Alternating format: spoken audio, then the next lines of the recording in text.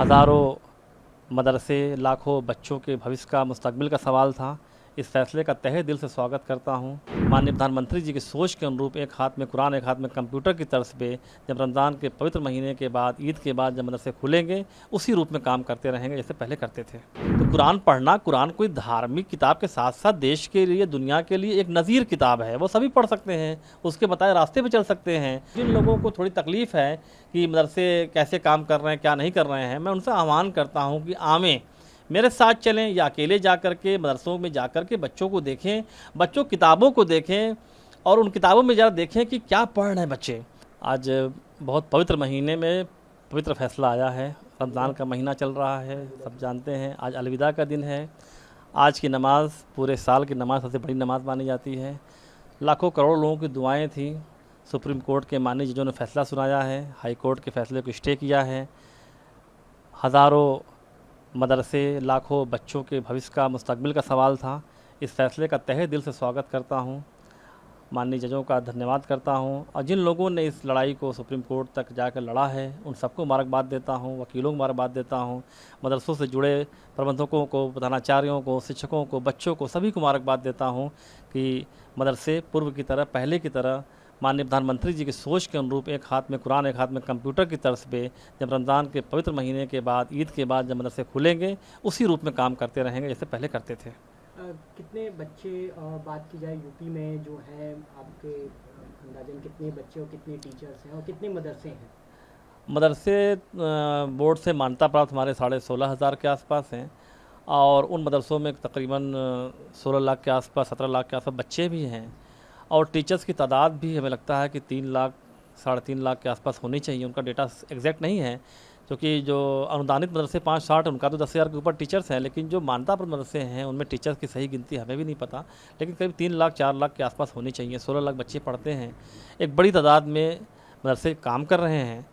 तो उन सब के लिए बड़ा आज खुशी का दिन है कि सभी लोगों को जो घबराहट थी, सभी लोगों की मायूसी थी माननीय हाई कोर्ट के फैसले के बाद, उस फैसले को सुप्रीम कोर्ट ने स्टे करके एक बड़ा काम किया है। सुप्रीम कोर्ट ने यह भी कहा है कि जो हाई कोर्ट ने कहा था कि मदरसे की स्थापना धर्मनिरपेक्ष के उल्लंघन करती है, ये भी गलत ठहराया है। देखिए, मैं पहले दिन से कह रहा हूँ कि जो बोर्ड बना, सरकार ने जो बोर्ड बनाया, वह बोर्ड अरबी, फ़ारसी और संस्कृत जैसे ओरिएंटल लैंग्वेजेस, प्राच्य भाषाओं के विकास के लिए, उनकी तरक्की के लिए बोर्ड बना।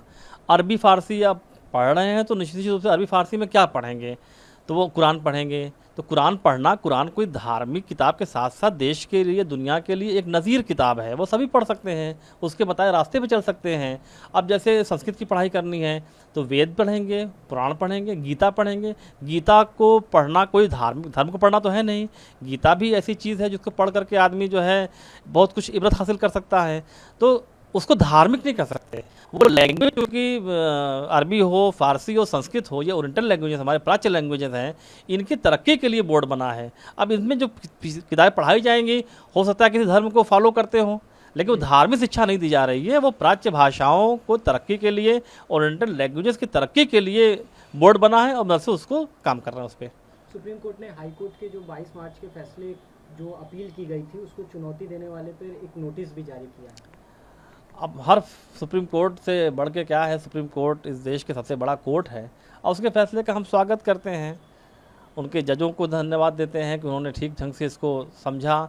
जो चीज़ें हम लोग कहना चाह रहे थे, हाई कोर्ट में भी हम लोगों ने पक्ष रखा था और यही रखा था कि ये प्राच्य भाषाओं की तरक्की के लिए है, उनके आगे बढ़ने के लिए है। अरबी, फ़ारसी, संस्कृत बोर्ड भी है।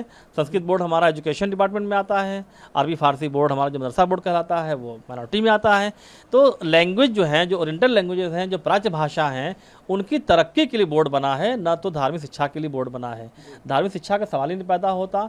मदरसों में जाकर के देखने की ज़रूरत है। जिन लोगों को थोड़ी तकलीफ़ है कि मदरसे कैसे काम कर रहे हैं, क्या नहीं कर रहे हैं, मैं उनसे आह्वान करता हूँ कि आवें, मेरे साथ चलें या अकेले जा कर के मदरसों में जा कर के बच्चों को देखें, बच्चों किताबों को देखें और उन किताबों में ज़रा देखें कि क्या पढ़ रहे हैं बच्चे, क्या बच्चे साइंस नहीं पढ़ रहे हैं, कि मैथ नहीं पढ़ रहे हैं, कि सोशल नहीं पढ़ रहे हैं, कि इंग्लिश नहीं पढ़ रहे हैं, संस्कृत तक से पढ़ रहे हैं मदरसों में बच्चे?